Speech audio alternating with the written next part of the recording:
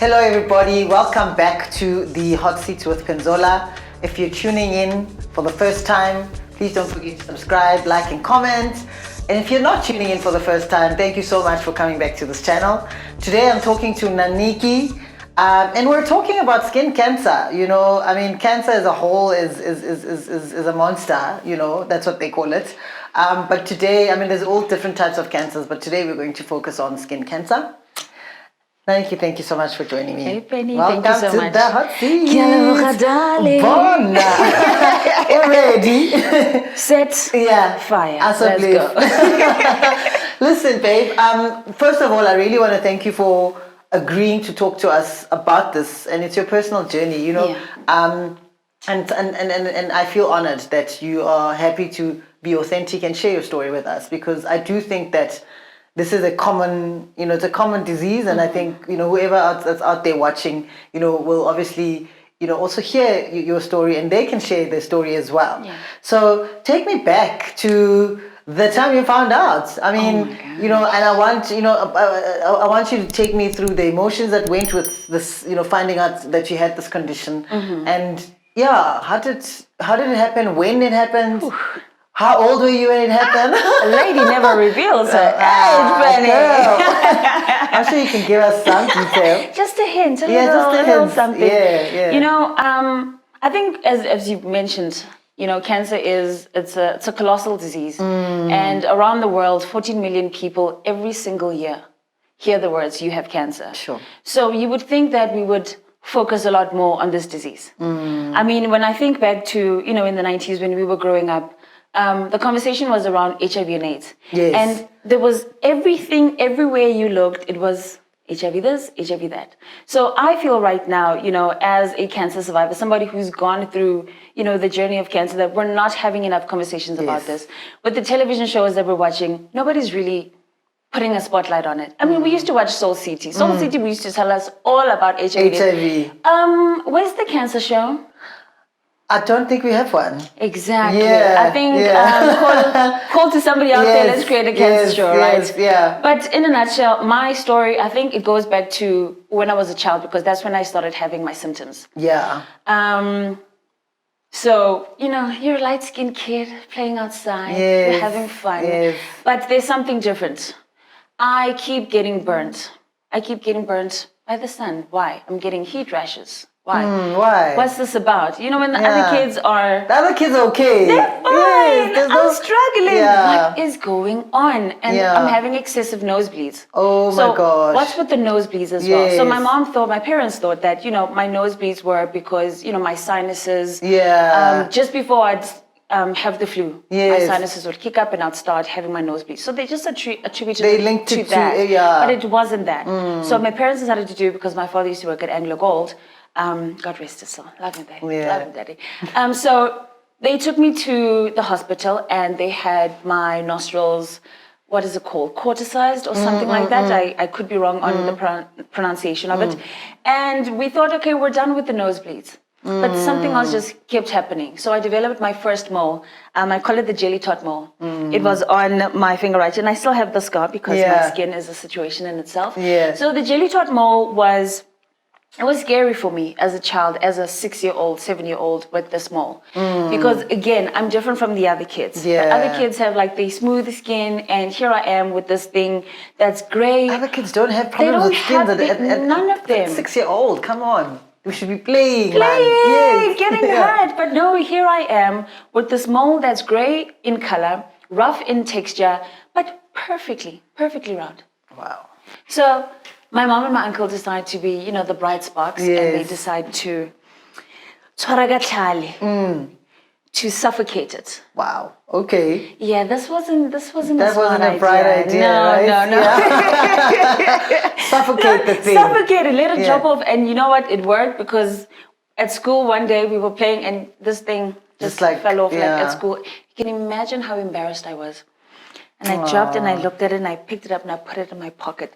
I don't know why I put it in my pocket, but I think I wanted to show it to my mom. To her mom, yes, that it fell off. Exactly. So it grew back again, and then we went through the same situation and poof, it was gone. But now these things, more things kept happening with my skin, whereas I'm having different blemishes on the back of my on my back. Yeah. But now I can't see that, right? Yes, it's on you my can't back. because it's on your back. Exactly Yeah, that. And excessive sunburn, because I'm an athlete in school, but we've tried to make the necessary steps to helping me with my skin, because they're trying to get sunscreen, but because we still don't understand sunscreen, like black people using sunscreen, come on now, guys. Vaseline, right? Petroleum. Remember the big yellow? I remember At least that. I remember that one. I remember it too well. So here I am, and I'm using sunscreen. I'm carrying caps, hats with me to school. I have gallons of water bottles in my bag. I don't think my bag was heavy because of my textbooks. I think it was because of the water. Yes, it was my water. So much. And my friends used to tease me. Yeah. And I always remind them of that. I always remind them of that, especially after being diagnosed. I was like, you guys were teasing me, but look at me now. Look at me Look at me now, So here I was with skin issues, light-skinned girl. I'm constantly in the sun. What did that do to your confidence? Understand that I was also teased. Yeah. Because amongst the kids in my neighborhood, I'm the only light-skinned kid. So I'm already, again, the odd one out. So everybody's picking on me, vete pete, whatever they want to say. And Muy fan come on, guys, don't do this to me. And people think, like light-skinned girls have it easy. No, we don't have it easy. No, it really isn't that. Like even with the song Brown Skin Girl, I'm singing Brown Skin Girl. They're like, no, girl, it's not for you. Brown. Even me, Even me, girl. But anyway, so it's just different things that just kept happening with my skin. And the nosebleeds, and trying to figure out what that really meant. So eventually when I got to varsity, I developed the black mole. So the black mole is associated with skin cancer. Okay. So the black mole developed on the lateral side of my left knee. Okay. Which is also a very common place for women of color to find moles. Especially cancerous moles. So here I am. Now I'm no longer the odd one out. I've got a common thing now. But my friends, my family, people of color, black people, nobody's really paying attention to this thing. They're like, "Ay, kikuku, skawara." Yeah. So yes, I remember Why are you that. stressing? Yeah. My white lecturers, my white friends, everybody's telling me, you need to get that thing checked out. Yes. So I'm like, mahoa. Anyway. Drama, So one day I'm at the hospital and I say to my, neurologist, I'm like, she's discharging me. And I said, hey, please can you have a look check at this? out? Yeah. She says, okay, hold on. I need to get you to the dermatologist. Okay, sure. Okay. All right, no problem. I get to the dermatologist, they do a biopsy, they remove it, I do a biopsy, and I wait almost a month and a half for my results. And I go in. What a wait. Right, but also I'm going to the public hospital. Okay. So yeah. So a month is okay. Patience is a virtue, honey. Yeah. So I'm at the hospital for another checkup, and I go past them. Yeah. Like, guys, do you have my results? Like, I've been waiting. And the doctor pulls me in, and she says, okay, no, sit down. But now her voice has changed. Why? And she's coming in with a second doctor. Okay. This is serious. Yeah. And they proceed to tell me that I have stage 3 malignant melanoma. What? Yeah, what's that? I've got no clue what you people are talking about. Yeah. Don't come here acting smart. Talk to me in layman's terms. So I'm already drawing a blank. And they said, you have skin cancer. Okay, that sounds better. Well, not that it's well, better, but not better. Yeah, I understand. Now I understand what you're saying. Yeah. And my response to them was, okay. But I'm black. Because in my mind, what I understand and know, my misconceptions of cancer is that it's a white, old person's disease. So here I was, a 24-year-old, young black girl. And I've been, what? It has to be something else. It has to be something else. It can't be skin cancer. Yeah. So now I'm faced with my own mortality at 24. It's stage 3. There's 4 stages in cancer. And I'll tell you the honest truth. Everything they said after that, I have no clue. I didn't hear them. I didn't hear them. It's only afterwards that I found out when I went back that, they were telling me the courses of, treatment and going to oncology. Oh, goodness. No. But you didn't hear nothing. that? Okay. I heard absolutely nothing because for me it was, oh my goodness. Cancer. What does cancer mean for a young black girl? What is my life going to be? And at the time I was, doing my stuff on radio and I thought my life is just going to end. And I had to call my partner. I was like, you need to come and get me. Where are you? I'm still at the hospital. What's wrong? You need to come and get me. When he got there, I crumbled. I fell to my feet. All he could do was just carry me to the car. And I sat in the back of the car and I cried my heart out. Because I just lost my dad 2 years prior. And my dad was my best friend. Anybody who knows me will tell you my dad was my all and everything. So to have already been in mourning about something like that, and then now you're telling me that I'm facing my own mortality. Yeah. What is life? Where am I going? They always say, oh, God has a plan. What is it? Somebody needs to tell me. Let me in on the plan. Let me in on the plan because I don't see where we're going. I don't see where we're going. So it wasn't a pleasant journey because the entire journey, my entire cancer journey from diagnosis to treatment was a 6-month period. Sure. Plain and simple because I could not function. I could not function, Penny.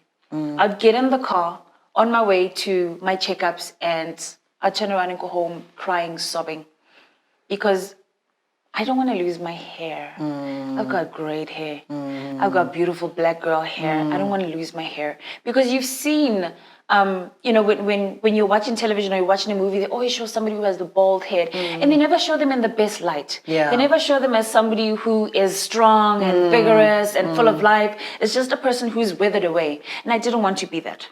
I didn't want to wither away. How true is that though? It's true. So what they're showing us is true.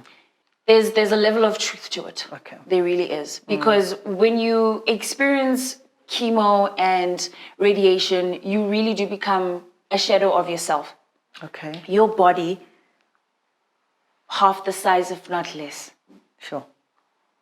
Your skin is not the same beautiful textured thing it was before. Your nails become brittle. They become dark. You lose your eyelashes, your eyebrows. I know a lot of ladies like to joke around about, once they've gone past, the chemo and saying that the only good thing about chemo is that they didn't have to shave. Wow. So everywhere you are clean, you are smooth, you are. Well, there's some positives. Some positives. Wow. But the truth about it is that chemo is not easy. Neither is radiation. But being told that you have cancer, sure. I don't know how I'm still standing. And having lost your dad, who was your best friend, and I assume that in your head you're thinking, he would be here every day, all day, and with him not being around, what was the support structure? I think a support structure with any disease or with anything in your life is important. So for us, it wasn't. We were not open to talk about it because I think we were still trying to understand what it meant. What did cancer mean for us? Well, for me. You know, but in as much as you've been diagnosed with the disease, it's not only affecting you. So your mother, your spouse, your children, whoever, everybody feels it very differently. Yeah. So for me, I had my partner and I had my mother. These were the only two people I could count on. And I knew that with them, I had a fighting chance. But on the other hand, knowing my mother and how emotional she can be, and she has a hypertension, I didn't want to put this burden of on her. No. Even when she'd ask me, "Are you okay?" I'd be like, "How was your checkup?" It was okay. Can I go dololo checkup? Yeah. I was in the house crying. Crying. My partner was my rock. Yeah. And one thing that he mentioned to me was that I used him as a punching bag. I didn't realize I was doing that because I was angry. I was frustrated. I was trying to understand what is going on, and he stood. He did not wither, not once, so if it wasn't really for him, I don't know how I would have gotten through this, through my journey. Yeah. But also my journey wasn't a focused on cancer treatment itself in terms of the chemo or the radiation, because I didn't have chemo or radiation. So already that's like strange. Okay. Because we know that these are the forms of treatment, but there's also surgical, and that's what I had. Is that what you had? So they managed to remove it from wherever, from my leg. What they also did was to remove my lymph nodes in my groin area to make sure that it didn't spread, because it was already going to my bone. So if it was going to spread, it was going to be a completely different scenario for me, especially if it had gone to my bones. Yes, yeah. I mean, then, it's not like you can just... Yeah. You know. So what are you saying is that the surgery that was performed completely removed it. So are you cancer free? I'm cancer free. I'm in remission 4 years, honey. 4 years. Next year is huge it year hasn't for me. returned. Nothing has come back. Nope. You are free. You don't have any issues with the sun. No. Oh, you still got issues with this. Okay.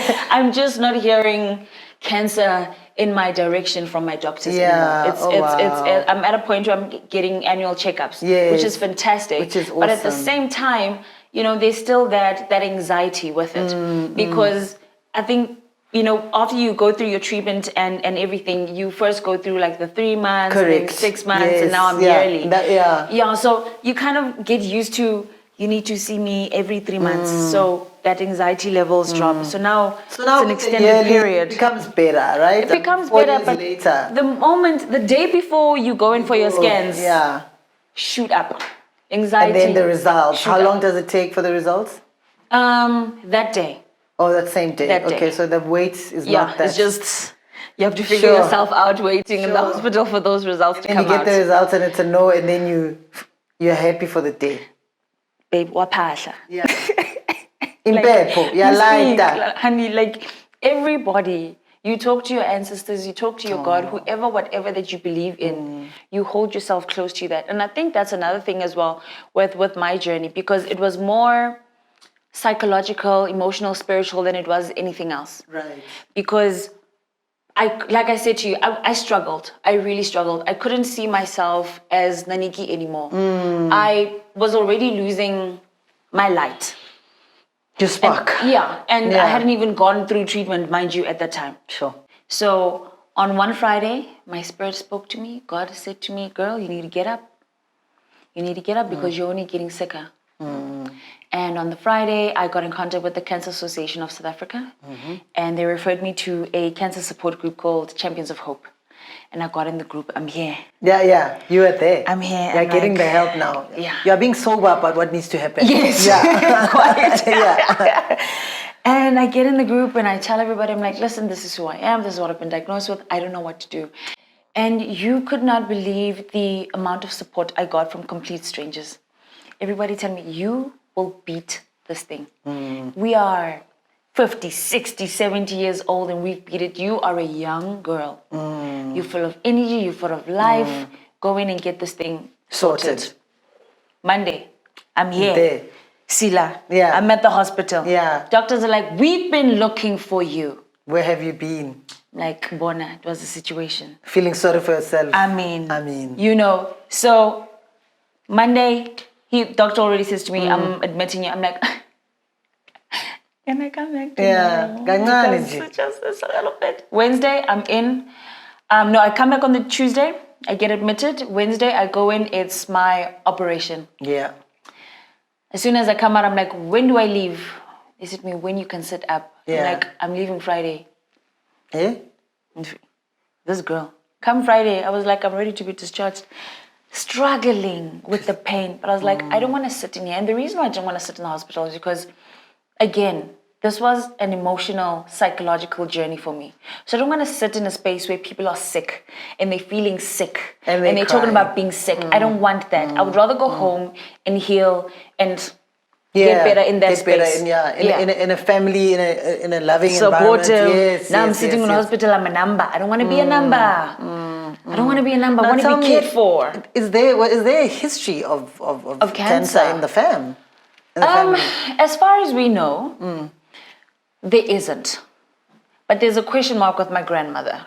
Oh, okay. When she passed on, there were just some signs that just didn't look right. So when I go back and I explain to them the signs that I had, they're like, your sounds grand, familiar. Yeah. So we can't say for sure. So right now I'm just standing with the question mark with my grandma and me as a solid yes. As a solid yes. Yeah. Okay, cool. And I mean, I read somewhere that, skin types, skin cancer, are less common in people of color. I mean, is that a misconception? What's your opinion on that? I don't know. Are we? And you said it earlier to say, but I'm black. I can't. Yeah. Yes. So is that a thing, or where does that even come from? I think it comes from a lot of talks. I guess going back to what I said as well, because for me, skin cancer was a white old person's disease. Yeah. So the misconception of that is because maybe white people were more vocal about their disease versus what a black person might have been. So it's not that a black person with darker skin, darker pigmentation has a lesser chance of getting it. We all can. Because you're not only going to see it on your skin, in your eyes, the palm of your hands and your nails, the soles of your feet, in between your nails over there as well. You can find this thing anywhere. Wow. Hence why I say to you, mine was on the lateral side of my leg. And hence why, like with women of color, black women, you would find it on their legs. Why their legs? I can't tell you. I cannot tell you that. But that's where we sit with it right now. It's not that black people with darker skin pigmentations can't get it. We definitely can. It's just a matter that your manifests skin tone itself differently. It does everywhere. Everywhere. You can and I'm not sure if I can say this, but you can get skin cancer in your vagina. Yeah, no, sure, of course. I mean, it's part of your body, right? It's part of your body. Yeah. And also, it's just another thing of people really taking care of their skin, because the skin is the largest part. It's the largest organ in our body, and we don't really pay that much attention to it. Well, it covers your entire, all your organs, right? Everything, So I think just people in general need to take better care of their skin. Is really, and being aware, because nobody knows your skin or your body better than you do, you know. So that little mark over there, you know how you got it. You know, when that boil or that thing starts to develop, you know it. I can't come and tell you that, hey, you have a such and such. You know, because you can feel it. Wow, it's so true. Now, let's talk about your organization. Let's talk about the work that you do within the cancer community. In the same way you found support. Yes. I'm assuming that you're giving back, you're doing the same. Absolutely. So let's talk about that. So in my journey now as a survivor. Yeah. And really questioning, what am I going to do with my life? How do I give back? How do I make sure that the next person doesn't go through the same thing that I went through? I was aligned, and I say aligned because this was something that was put in my life for a purpose. I was aligned with a cancer organization called Cancervive. And what they do is travel around the country spreading hope and awareness around cancer. And you would not believe the amazing people who are part of this organization, because it's cancer survivors and cancer supporters. Okay. So people who have been touched by cancer either through themselves or a loved one. And come on, you cannot wait. You don't even need to know we're coming. You can hear us coming because we're on motorbikes. We're on a convoy of like 20 plus vehicles, and it's a big hoo-ha. And what we're trying to do and explain to people is that your life after cancer can be just as beautiful and as meaningful as it was before, if not more. Better. Yeah. So it's not only that I've worked with Cancervive, but I've worked with the Cancer Association of South Africa. I work with Cancer Must Fall, and I work with Cancer Beauty. So it's I'm putting myself everywhere where there is a need. Where there is a need, you call me, honey. I'm there. So what you're saying is that all these organizations, it's not only people that are affected. It's also people that just support the cause. Yeah. So anyone that wants to support, whether they've had a family member or not diagnosed with cancer, they can join in and be part of this organization. Yeah. And then tell me more about your website. Tell me more about Naniki. Yes. let's talk about that. So I've been dubbed the Cancer Unicorn. Okay. Why the Cancer Unicorn? Because I tend to wear my hair in many different colors and it's very unicorn-esque. They look at my jersey like, I'm like, no, I was here before her. Respect me. So being dubbed Cancer Unicorn came with a lot for me because I looked at it as a rarity. A unicorn it's a mystical creature. And for me, I was like, I'm a black girl diagnosed with the so-called white person's disease. It's an anomaly. It's not a rare thing. So I carry that, and what I try to do in my space, on my website, www.nanikiseboni.co.za, you'll find it. What I try to do, even on my social media, especially on my Instagram, I've taken to the space to continue creating awareness.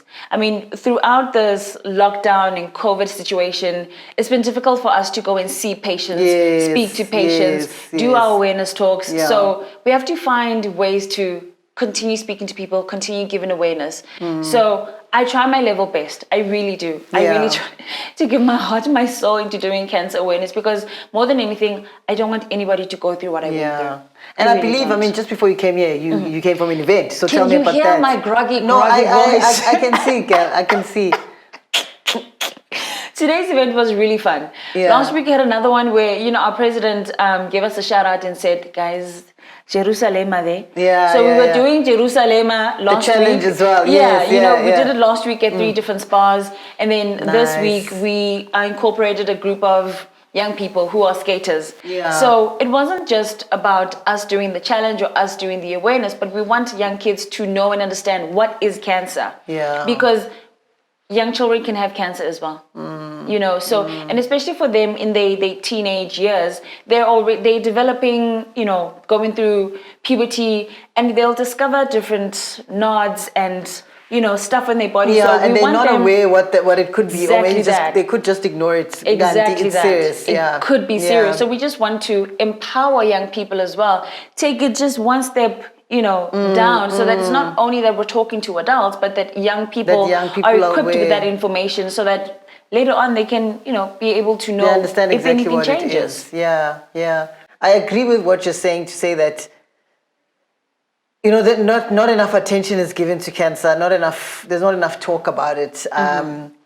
HIV is managed. We can manage it. There's a clear management process. This is what we're doing. This is how but with cancer, it's very different. You could survive and you couldn't survive. There's a lot more people I know that didn't survive. And and I remember chatting to a friend of mine the other day, and I'm saying, if I can, I would probably survive if I got HIV anytime, give it to me today, because then I can manage it. Mara cancer, I'm scared. I really, the thought of it, even saying it out loud, scares me, because I don't know whether I'll be able to manage it or not, even diabetes is quite dangerous, but it can be managed. I really think that you're doing an awesome job in all the stuff that you're doing and all these organizations that you're working with. And hopefully we'll get to a point where you are comfortable that we're having enough conversation about this. And I think the one last question I want to ask you is, I know you mentioned that with your partner, you use them as a punching bag. And so how deep did this affect the relationship? And I'm glad that you were able to pull out of it. But how deep does this affect a relationship? Because you're going through this on your own, but sometimes you feel that the support is there, but I don't know, you are the only one going through it. Directly. It was difficult. I'd be lying to you if I said I wasn't scared we were not going to make it. I'd be lying, because and I always go back, even when I talk to him about it, even to this day. Those 6 months. So you guys are still together? No, we're no longer together. You're no longer together. He's a good friend of mine. Okay. Yeah. You can't go through something like that and you were nothing. Yes, you were there with me when I was at my absolute lowest. Yes. When we still talk about it, those 6 months are a complete and total blank for me. I cannot remember, because I think my brain just went into the zone of, I need to protect you from this thing, because you were not yourself. You were not at your best. So You know what I mean? Yeah. But what he's always said to me is that even though, I was constantly crying, we were constantly arguing, he never felt like he was ever going to let go. Yeah. It just felt like holding me at that time was the most important thing that needed to happen. Yeah. Sure. A support structure it's number one. It is vital. Yeah. And your extended family? No, they only found out afterwards. As in, how long afterwards? When they started seeing me in the newspaper. Ooh, girl, you can keep a secret, eh? So you didn't really, why? Did you not feel comfortable to tell your extended? Didn't feel comfortable. Did not feel comfortable. Any particular reason why you didn't feel comfortable? I think, family dynamics are different for everybody. For everyone, yes. And you know who you can trust. Right. So I felt in that space that the people that I could trust, the people that were going to help me get through this were those two people. Yeah. With those two people. Because if it wasn't for that, my dad would have been my go-to. Yeah. So it wasn't that I didn't love them or anything, I didn't value them. It was just in that moment, the people that I could trust was my mom and my partner. Wow. Yeah. It's a good thing you still had someone to trust. For sure. I can only imagine for those that don't have anyone to trust. Yeah, because you have people, kokasi, but now you're walking around and you've lost your hair. Ooh, hakula, kimagama. And a hukula, who is linked to one thing only. Always magama. It's like, guys, there are other diseases out there, And I guess that's why it's so important for us to continue on our journey with cancer awareness so that people are wiser. They are, busting the misconceptions around cancer. Just because you've been diagnosed doesn't mean, one, that God is trying to punish you. It doesn't mean that you are less of a person. Is there a misconception like that? Yes. God is trying to punish you? Hiban? Yes. Wow. We've sat with many people in villages, in rural Polokwane, everywhere. They will tell you this. People have been shunned in their communities, in their villages. There was a woman, there was a woman who her husband said, I'm not going to live with you. She was diagnosed with cervical cancer. I'm not going to live with you. You're going to live alone in the shack there by yourself. And everybody in the village just didn't want to talk to her because the idea, the misconception was that she had slept with somebody else and now she's been punished with cervical cancer. Sure. This is literally what is going on right now. Sure. Yeah. That's strange. I certainly haven't heard of that particular misconception. But just in closing, what would you say to someone out there that's watching this convo, that's thinking, wow, such energy, surviving, and they've just gotten the news maybe, or they're still going through the journey. What would you say to them? Look into the camera and talk to them. Yes. So the truth of the matter is, cancer is a disease that can be cured if it is detected early. So with that being said, knowing your body better than anybody else is what you need to do. Check yourself. Self-examinations are important. Whether it's checking your skin, checking your breasts. And I want to say this to the gentlemen as well. You have to feel on those. Check them balls. We always try to encourage, the gentleman to suck on the ladies' titties. Ladies, play with your man's balls. Because that another ouch could be the sign that there's something wrong. Yeah. So when you go into the hospital, another thing that's important, second opinions. Second opinions are vital. Because you can't always take what has been said to you at face value. And your mind goes into a deep state of nothingness where you can't even ask questions. So that first time that they give you the news, you're going to return. In that space, write down every single thing that's going on in your head, every single question, what form of treatment you're going to get, how much it's going to cost you if you're on medical aid, where the support structures are. You need to find out each and every single thing, because this journey, it's not an easy one, but it's one that can definitely be done. Wow. Thank you. Thank you so much. Guys, this was a insightful, exciting and edutaining conversation with Naniki. And thank you for tuning in. Please comment subscribe and like. And if you do have a question for Naniki, please go ahead and put it in the comment section. I will get her to answer that question for you. I really like to thank you. I think this was an amazing conversation. I like the authentic story. I like what you've shared with us, and I wish you well in continuing to do this amazing work. Thank you so much.